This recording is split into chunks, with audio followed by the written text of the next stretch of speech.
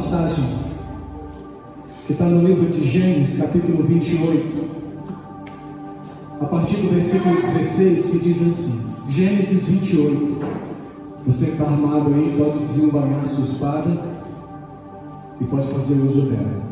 Seja aí no livro, seja no celular, mas acompanhe. Diz assim a palavra do Senhor: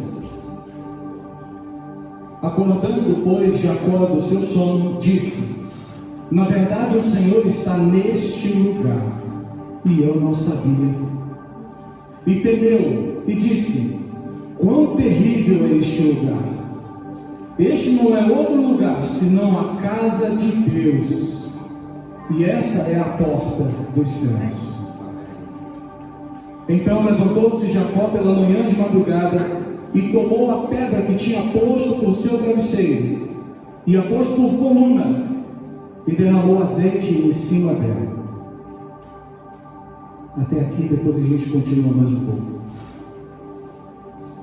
Esse aqui é o momento em que Jacó tinha fugido da presença de seu irmão, e ele estava indo para uma outra terra, e no caminho ele parou num lugar para passar a noite, dormiu, teve um sonho. Deus falou com ele naquele sonho, ele teve visões, e ele viu os anjos subindo e descendo naquele lugar, e ele viu a presença de Deus no topo daquele lugar, e ele viu que Deus estava naquele lugar, e foi tão forte a presença de Deus ali naquele lugar, ali com ele, que ele pegou aquela pedra que ele usou como travesseiro, e ele levantou uma coluna em cima daquela pedra.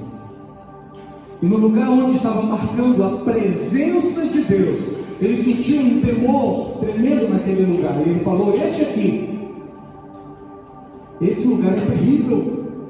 Certamente esse lugar é a casa de Deus. Mas ele fala uma coisa importante aqui, dentro dessa frase: este não é outro lugar, senão a casa de Deus, e esta é a porta dos céus.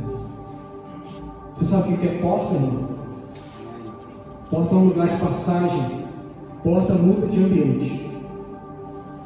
Quando você passa por uma porta, você muda de ambiente, você muda tudo ali. Quando você passa da sala para o quarto na sua casa, quando você passa pela porta, você muda toda a configuração do ambiente, e aqui é um ambiente completamente diferente. E quando Jacó está falando, essa aqui é a porta do céu, quer dizer que é o lugar que vai mudar tudo. Vai mudar o que era antes e agora para um algo que vem depois. Mas aí ele continua, e no versículo 22 diz assim: e esta pedra, a pedra que ele usou, que tenho posto por coluna, será a casa de Deus, e de tudo quanto me deres, certamente te darei o dízimo. Certamente, tão certo quanto o sol nasce todos os dias, e ainda que as nuvens estejam escuras e chovendo, e tudo esteja escuro, o sol nasceu, ele está lá. Você pode até não ver, mas você pode ter certeza que o sol nasceu hoje. E tão certo como o sol nasce hoje, tão certo como eu estou respirando agora, e tão certo quanto eu te vejo, certamente eu te darei o dízimo, diz aqui Jacó, para o Senhor. Aqui ele está falando de dízimo, e ele fala isso num lugar que é tão santo, o lugar que marca a presença do Senhor. E aí também tem uma outra passagem que está no livro de Mateus, capítulo 5, 23 e 24, que diz assim: 5, 23 e 24: portanto, se trouxeres a tua oferta ao altar, e aí te lembrares de que teu irmão tem alguma coisa contra ti, deixa ali diante do altar a tua oferta, e vai, reconcilia-te primeiro com teu irmão, e depois vem e apresenta a tua oferta. Oferta é uma coisa importante. Olha, oferta e dízimo é uma coisa tão importante e tão séria que tem gente que não dá, porque ele guarda para si. E aqui está falando o seguinte: Jacó disse que esse lugar aqui ele é muito sério, ele é muito importante. Isso aqui é a porta do céu. E naquele lugar que marca a presença de Deus, está marcando a presença do Senhor, Ele diz: aqui eu vou dar os meus dízimos de tudo. E quando você vai lá no livro de Levíticos, no livro de Números, está falando que é tudo que passa debaixo da vara do pastor. E aí ele fala também da oferta, no livro de Mateus. E quando ele fala da oferta, ele fala: olha, a oferta não é qualquer coisa. Você não traz qualquer valor. E não é a questão do valor, é como você traz. Porque este lugar marca a presença do Senhor. E quando você traz o seu dízimo e a sua oferta na presença do Senhor, você traz no altar do Senhor, não é de qualquer forma, não é por uma rotina, nem pode ser assim, não é com dor no coração. Oh, meu irmão, já pensou se o seu filho está doente e você precisa comprar um remédio para o seu filho, e você vai com dor no coração pagar por aquele remédio, pela saúde do seu filho? Lá em casa funciona assim: se o meu filho estiver com um problema de saúde, você não faz conta com nada, a prioridade é a saúde dele. Então eu não vou fazer conta do dinheiro. Se eu tenho aquele dinheiro e aquilo lá é importante nesse momento para comprar um remédio que vai trazer a saúde ali para o meu filho, eu não meço esforços. Isso é apenas para você entender que é importante a questão de você ofertar com o coração, trazendo diante do altar, porque é sério, aqui marca o lugar da presença de Deus. E aí agora sim, separa o seu dízimo. Então, o altar é um lugar que marca a presença de Deus. Ok, acabamos de ver isso aqui. Jacó, ele levantou aquela terra e falou: esse lugar aqui será a casa do Senhor. E ele marcou ali a presença de Deus. No versículo 19 do livro de Mateus, capítulo 23, 19, diz assim: insensatos e cegos, pois qual é maior, a oferta ou o altar que santifica a oferta? Nós ainda temos uma palavra, viu, irmão? Qual é maior, a oferta ou o altar que santifica a oferta? O altar aqui, ele está santificando aquilo que é apresentado diante do altar. Especificamente aqui nesse versículo está falando de oferta. Mas alguém aqui alguma vez já viu uma criança sendo apresentado aqui diante da igreja e sendo consagrado ao Senhor? Isso é santificar também.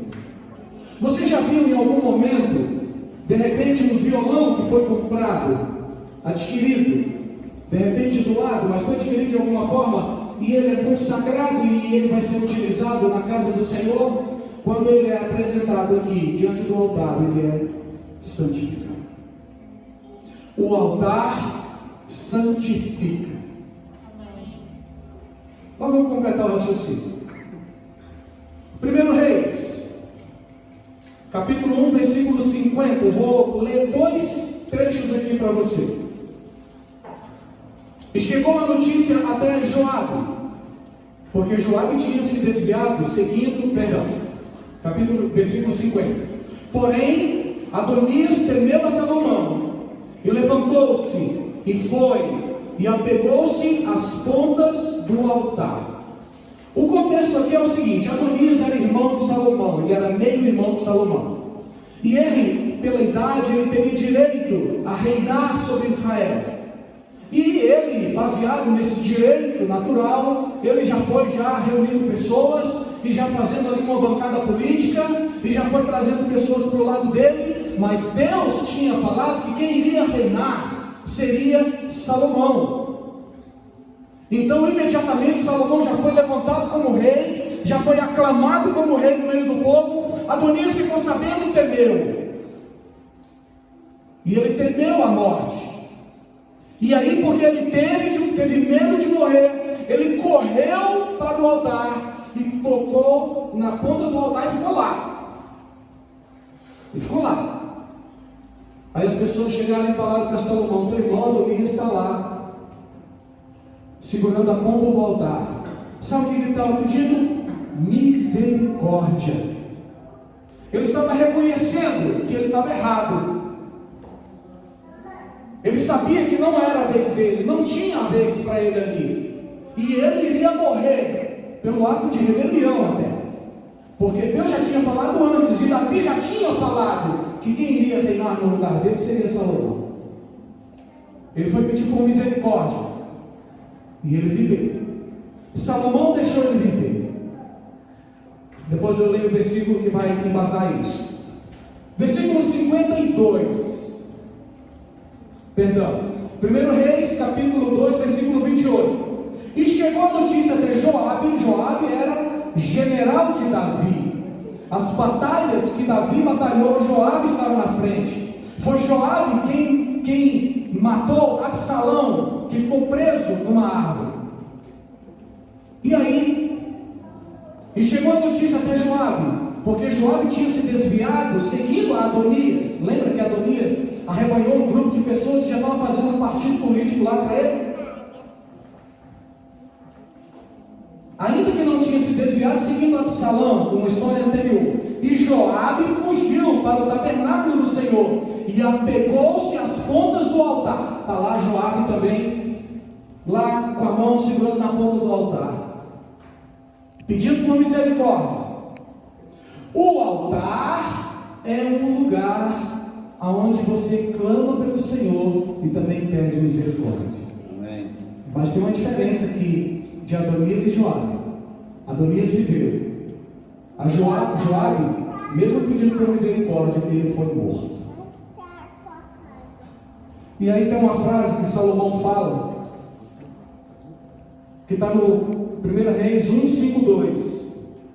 Ele disse assim: se for homem de bem, nenhum de seus cabelos cairá, nenhum de seus cabelos cairá em terra. Se, porém, se achar nele maldade, morrerá.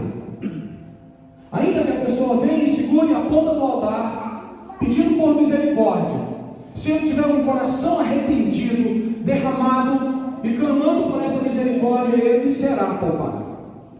Se, no entanto, este vem por pedir por misericórdia, mas o coração dele não é um coração arrependido, não é um coração derramado, mas ele tem sido uma pessoa que, além de não estar arrependido, tem praticado coisas más.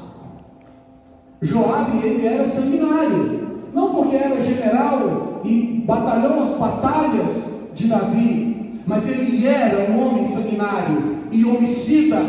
Ele matou sem necessidade de ser morto, de matar. E mesmo clamando por misericórdia, ele não estava arrependido. E ele foi morto. Mas fica claro que o altar é lugar de misericórdia. Josué 22:28 diz assim: por isso dissemos, quando suceder que amanhã assim nos digam a nós e a essas nossas nações, então diremos: vede o modelo do altar do Senhor que fizeram nossos pais, não para o holocausto, nem para sacrifício, porém para ser testemunho entre nós e vós. Versículo 34. E os filhos de Ruben e os filhos de Gade deram ao altar o nome de Et, para que seja testemunho entre nós e o Senhor Deus. Esse contexto aqui é quando o povo já tinha ocupado a terra de Canaã, mas uma parte do povo tinha ficado do outro lado do Jordão. E o altar, ele era levantado aqui, do lado de cá, mas de repente do lado de lá tem um outro altar levantado. Opa, peraí, estão levantando um outro altar lá, mas o altar do Senhor é aqui. Então eles foram lá conferir para saber se esse altar era o altar do Senhor. Então, quando eles chegaram lá, eles explicaram que eles não queriam que as crianças, a geração que estava vindo e que iria crescer naquele lugar longe, aonde estava o altar do sacrifício, das ofertas, aonde estava o sacerdote, eles não queriam que essas pessoas crescessem sem saber, não somente de uma questão cultural, mas das tradições, saber daquilo que Deus tinha feito, e o modelo do altar que marcava marcava a presença de Deus, era testemunho de que aquele povo do outro lado do Jordão era igualzinho a esse povo do lado de cá do Jordão. O altar é lugar de testemunho. O altar, ele testemunha de que eu faço parte da mesma linhagem, da mesma família e da mesma herança que a bispo tem aqui do meu lado. O pastor aqui, que a Anne lá atrás, que levantou a mão e fez assim. Você faz parte da família da pessoa que está do lado. Esse altar, ele testemunha, ele faz aliança entre você e a pessoa que está do lado. O altar tem esse poder. E aí, continuando, Levíticos 10, 1 e 2 diz assim: e os filhos de Arão, Nadab e Abiú, tomaram cada um o seu incensário e puseram nele fogo, e colocaram incenso sobre ele e ofereceram fogo estranho perante o Senhor, e não lhes ordenaram. Então saiu fogo de diante do Senhor e os consumiu. Morreram perante o Senhor. O contexto desse momento aqui é de duas pessoas que tinham permissão para poder chegar no ambiente e que eles teriam o momento deles também poderem sacrificar, mas eles não respeitaram as regras do altar. E eles vieram e fizeram sacrifícios e ofertas que não era aquilo do modo como Deus estava pedindo, era fogo estranho. E aí, porque eles apresentaram um sacrifício, um fogo estranho diante do Senhor, Deus os consumiu imediatamente. O altar é lugar de juízo também. Não se faz qualquer coisa no altar. Não se vem de qualquer jeito diante do altar. Não se oferta qualquer coisa diante do altar. Não se fica displicente, omisso diante do altar. O altar é coisa séria. E aí continua.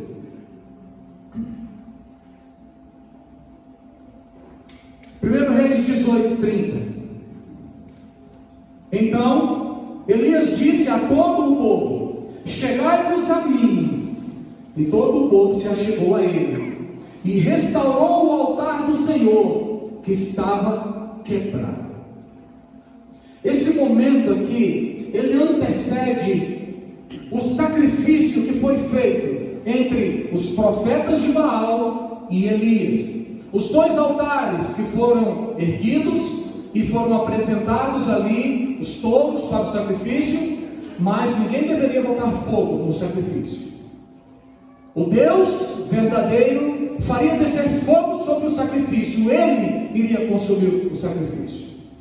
Então, os profetas de Baal fizeram lá o altar, levantaram, colocaram lá o touro já preparado para ser queimado, mas não podiam queimar. O fogo tinha que vir do céu. E eles ali clamaram e gritaram, e eles fizeram lá todos os rituais deles, e todos eles, e não eram só 450, tinha mais 400 nessa história. E eles ficaram lá muito boa parte do dia, e nada aconteceu. E de repente, então, o profeta, ele chega e olha a sequência das coisas, queridos. Então Elias disse ao povo: chegai-vos a mim. Quando ele está falando chegai-vos a mim, o profeta está falando: preste atenção no que eu vou falar, preste atenção no que está acontecendo, no que vai acontecer. Se desligue das outras coisas e preste atenção, coloca um foco aqui. Elias está falando: chegai-vos a mim. Desvia o olhar de qualquer coisa que você estiver fazendo e olha para o profeta. O profeta vai fazer alguma coisa agora, ele vai falar agora. Preste atenção no profeta. E o povo se achegou. E somente depois que o povo foi prestar atenção, se achegou, somente depois que o povo se reuniu ali e ficou olhando para o profeta, vendo o que ele ia fazer, prestando atenção naquilo que ele ia falar, então o profeta vai e fala o seguinte, ele faz, e restaurou o altar do Senhor, que estava quebrado. Esse contexto aqui, queridos, é depois de 3 anos de muita seca, 3 anos de sofrimento, 3 anos em que o povo está pedindo socorro, nos ajuda, estamos sem água, eles não tinham água encanada igual você tem. Nós passamos um período aqui regulando água, onde tinha dia que tinha água, tinha dia que não tinha. Mas a gente tinha água encanada, tinha uma caixa d'água para dar um suprimento durante um tempo. Lá, queridos, a água vinha dos poços. E acabou a água, não tem água, é seca, não tem chuva. E o povo estava ali morrendo de sede, de fome também. E estava pedindo socorro. Eles queriam algo de Deus. Mas esse mesmo povo que queria um sobrenatural, queria um milagre de Deus para aquela situação, que queriam ver o mesmo Deus que tinha tirado eles da terra do Egito, e que tinha aberto o mar vermelho, e que tinha passado eles a pé seco, e que tinha conquistado toda aquela terra, aquele Deus que fez derrubar todos os muros em Jericó, aquele Deus que fez coisas tão sobrenaturais, eles estavam precisando dele agora. Mas esse povo estava adorando outros deuses. Eles tinham se esquecido de Deus. Eles não estavam mais honrando ao Senhor. Eles não buscavam a Deus. Não iam mais na palavra. Não prestavam atenção no sacerdote. Mas eles queriam o sobrenatural. Só que o altar estava quebrado, queridos. Antes de fazer o sacrifício, Elias, ele teve que restaurar o altar. Ele teve que colocar o altar em ordem. Ele teve que botar as colunas. Ele teve que dizer que isso aqui está perfeito agora. E sabe o que é restaurar? Restaurar é você pegar algo que está danificado, que está prejudicado pelo tempo ou pelo uso, e você vai restaurar algo que já existe. E ali Elias está restaurando um altar que existia, mas estava esquecido, danificado, estragado. Se você quiser que o milagre aconteça, você precisa restaurar o altar. Então agora, queridos, vamos lá em 1 Coríntios 3,16, que diz assim: não sabeis vós que sois templo de Deus, e que o Espírito de Deus habita em vós?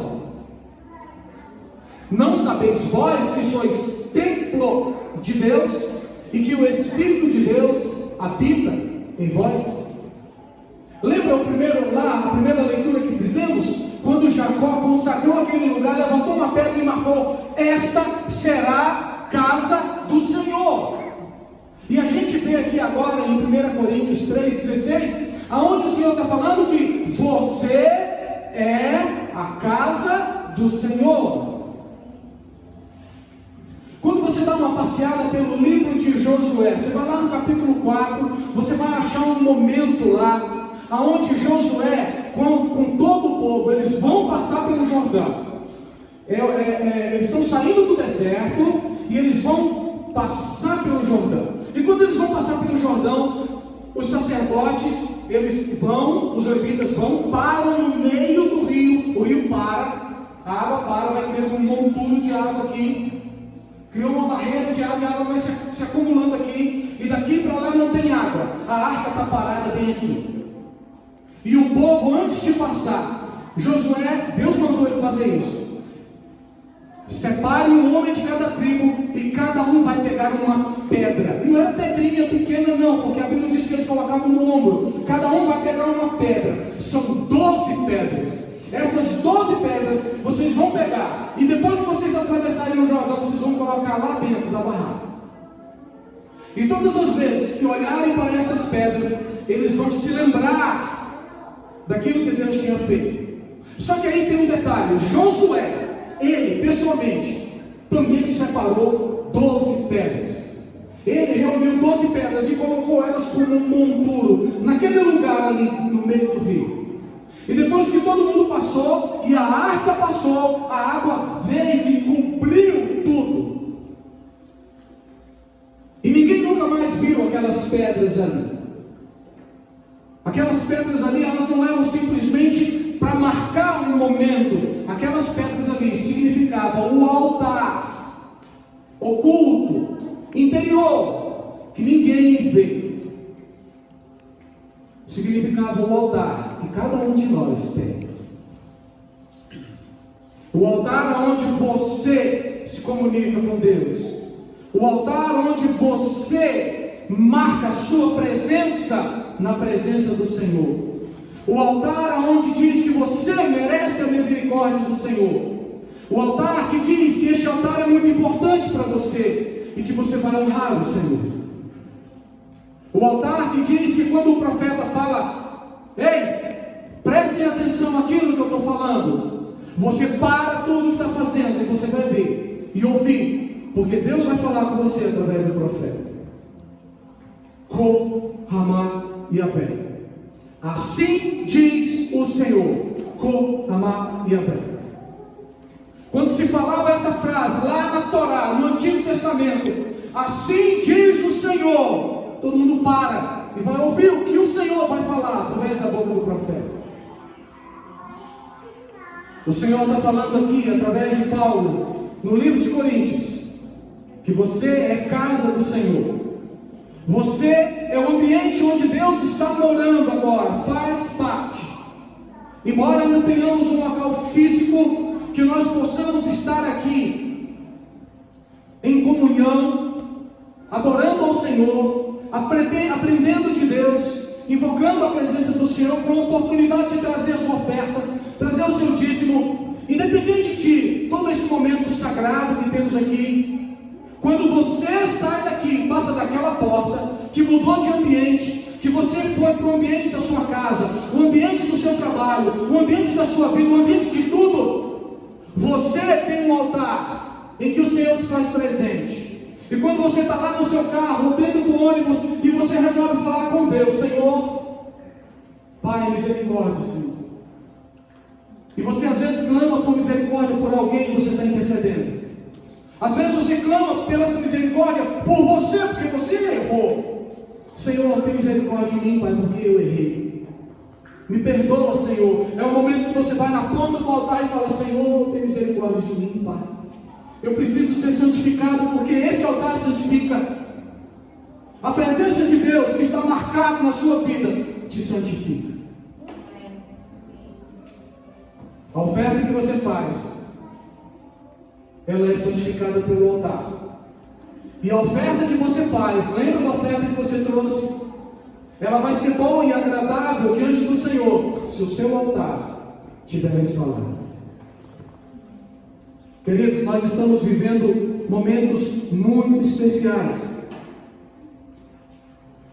Que se o seu altar não estiver restaurado, se ele estiver quebrado, se ele estiver danificado, se ele estiver omisso, lembre-se, o sobrenatural, naquele momento ali, com o profeta Elias, ele só aconteceu porque o altar foi restaurado. E o altar só foi restaurado quando o povo prestou atenção no profeta. Amém. Aí, se você quiser olhar para o rosto do nosso apóstolo, você vai ver o profeta. Se você quiser olhar para o rosto do nosso pastor, o Wellington, você vai ver o profeta. Se você olhar para o rosto do bispo Antônio, você vai ver o profeta. Mas se você estiver lá na sua casa, e Deus quiser falar com você, o profeta vai falar com você. O altar que você tem dentro de você, se ele não estiver restaurado, qual é o sobrenatural que você precisa hoje? Qual é o milagre que você precisa hoje? É que se encerre a seca de 3 anos. Seca de quê? No casamento? Seca de quê? Do emprego? Seca de quê? Do filho que está ruim fora de casa? Seca de quê? De alguém que está drogado na família? Seca de quê? Por causa da saúde que está comprometida por causa de um vírus? Qual é a seca que você tem vivido? Você quer viver o sobrenatural de Deus para reverter essa situação? tem que restaurar o altar.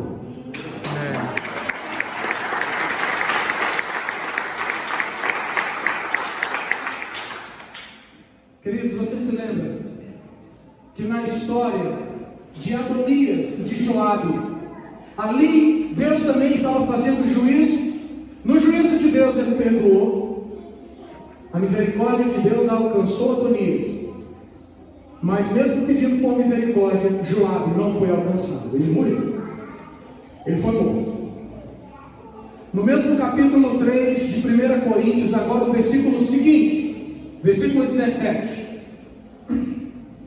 diz assim: se alguém destruir o templo de Deus, Deus o destruirá, porque o templo de Deus, que sois vós, é santo.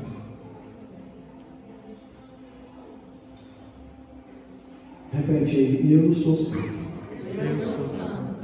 O menino não ouviu, não. Eu não ouvi. Repete aí comigo: eu sou santo. Eu sou santo. Você é separado do Senhor. Você é casa do Senhor. E eu não digo você, mas aquele que é templo do Espírito Santo, que já nasceu como templo do Espírito Santo, que quando era criancinha ainda, lá no berço, lá na casa dele, ele já era templo do Espírito Santo, e que à medida em que foi vivendo, crescendo, ele foi aprontando, se desviou, ou nunca quis se chegar a Deus. Aquele altar que nasceu o altar, precisa ser restaurado. Mas mesmo com toda essa consciência, eu estava vendo um vídeo hoje, ainda dá tempo de falar isso. Estava vendo um videozinho hoje que alguém mandou num grupo de pessoas da qual que a gente morava. E tem uma pessoa nesse grupo que ele era pastor em uma igreja. E nós crescemos juntos na mesma rua e tudo. E eu conheço a pessoa já há muito tempo. Sabia que ele tinha uma vida normal, um tanto normal demais. Então, mas de repente eu recebi a notícia de que ele estava na igreja, era pastor. Mas aí aconteceu um episódio na família dele e tal, e ele usou isso como desculpa e saiu da presença do Senhor. E aí hoje não, ontem que eu vi o vídeo hoje, ele postou um vídeo, ele com um copo de cerveja, dançando ao ritmo de um funk, e pessoas em volta atrás, fumando narguilé, bebida em cima da mesa e tal, e toda aquela farra e toda aquela situação. Um altar que está quebrado. E aqui fala o seguinte: se alguém destruir o templo de Deus, Deus o destruirá.